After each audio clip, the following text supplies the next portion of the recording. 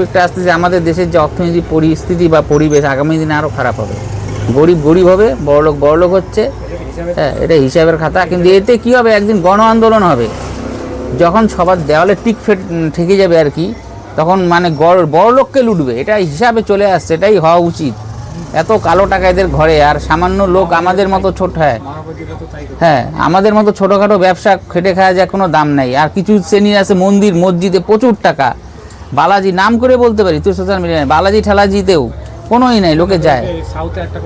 বালাজি, তিরুপতি বালাজি গরুর চর্বি দিয়ে লাড্ডু বানাইছে, পেপারে দিয়েছিল, উত্তরবঙ্গ পেপারে। তাও মনটাই মন্দির, মনটার মধ্যে যদি সব আছে, মনেই ভগবান, ভগবানকে ডাকা থাকলে ঘরে আসবে। আমার মন্দির মসজিদে যাইতে লাগবে না, বৃন্দাবন আমিও যাই বলতেছি না, কিন্তু মেন ভগবানকেও দেখা যায়।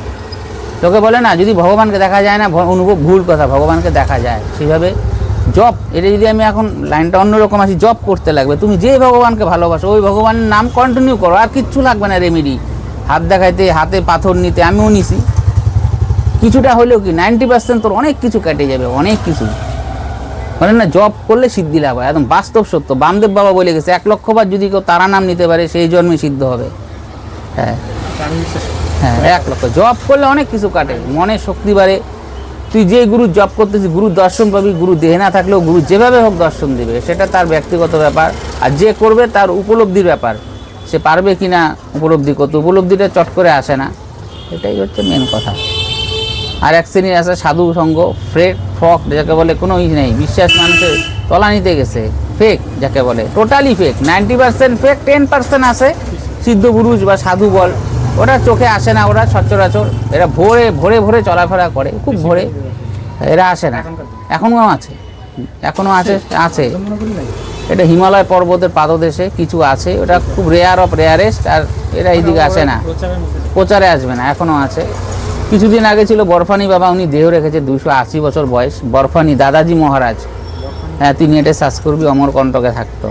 হ্যাঁ, রায়পুরে ওনার আশ্রমে এখনও পেয়ে যাবি, দাদাজি মহারাজ। হ্যাঁ, দেখতে পারবি। আর দাদাজি বরফানি বাবা দিয়ে গুগলে সার্চ করবি, পাই যাবি, থাকে। এখন তো সব ফেক। এই যে ইসে আছে, এই যে কি বাবা জানি ওটাকে বলে, আরে একটা আছে না হরিদ্বারে, আরে কি ব্যায়াম করায় যে, নামটাও ভুলে গেছি, রামদেব বাবা, শ্যামদেব বাবা, সব বাবাদের যদি অতই শক্তি থাকতো, তাহলে একটা কিছু করে দেখাক, মিরাক্কেল, দিনকে রাত করে দেখাক। যেমন সাই বাবা তো অনেক মিরাক্কেল করতো, আমি সাই বাবার উপমায় দিচ্ছি। তো লাঠি দিয়ে মেরে মেরে রোগ তাড়াইতো, বাস্তবেও আছে ওনার লাঠিটা। তুই সাই বাবার সম্পর্কে আমাকে বলছিস, ছাড়, ওগুলোর সাথে তুই কি সাই বাবার এত কেন মানিস? বাবা আছে, বাবা আমাদের চোখের আড়ালে আছে, বাবা তো আছেই। আমি তো এই শ্রদ্ধা ভক্তিটাকে রেসপেক্ট করি, সবারই এই জিনিসগুলো না আছে, সেটা নয়। সেই সাই বাবা কেন, বড় বড় সিদ্ধ পুরুষরা যারা দেহ রেখেছে, লোকনাথ বাবা, রাম ঠাকুর, সাই বাবা, রামকৃষ্ণ পরমহংস, তারা সবাই আছে, সবাই সূক্ষ্ম দেয়। তা বলে আমি দেখতে পারবো না? আমারও তো কর্মফল যদি ভালো হয়, তারা নিশ্চয়ই দর্শন দেবে। প্রারব্ধ ফল যদি আমার ভালো হয়, প্রারব্ধ ফল ভালো না হলে এরা আসে না সামনে সচরাচর, এদের দেখা যায়। আমি বললাম না, দেখারও সচরাচর প্রায় পাপড়ি না। আমিও তো বলি, আমি কি বলি না, বদনাম করলাম, এই আয়ের টাকা আছে, ওইটাও তো একটা, অত সত্য থাকতে পারবো না, দেখা যায়। আর এদের মেনলি এরা চলাফেরার সময় ভোরে 3টার থেকে 4টার মধ্যে এরা চলে আকাশ পথে, এটা কোনো নির্ভুল।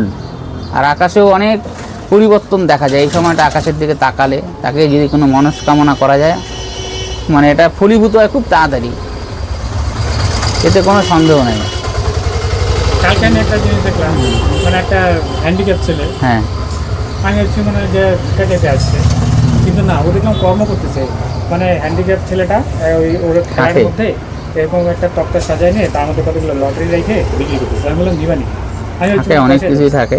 বলে কি না, দেখ এখান থেকে দেখ কর্ম করে খাচ্ছে, ভিক্ষা কিন্তু করতেছে। আমি খুব ভালো লাগলো, অনেক কিছুই থাকে আমাদের চোখে পড়ে না, অনেক কিছু আমরা পড়লেও চিনতে পারি না সচরাচর ভাবে, এমনভাবে আসে আমাদের ব্রেনটাকে হেমারেজ করে দেয়, সেই মুহূর্তটাকে আমরা চিনলেও কিছু করতে পারবো না। খারাপ লাগলো, আমি লটারি কিনতে পারতাম, 30 টাকা কত লাগে।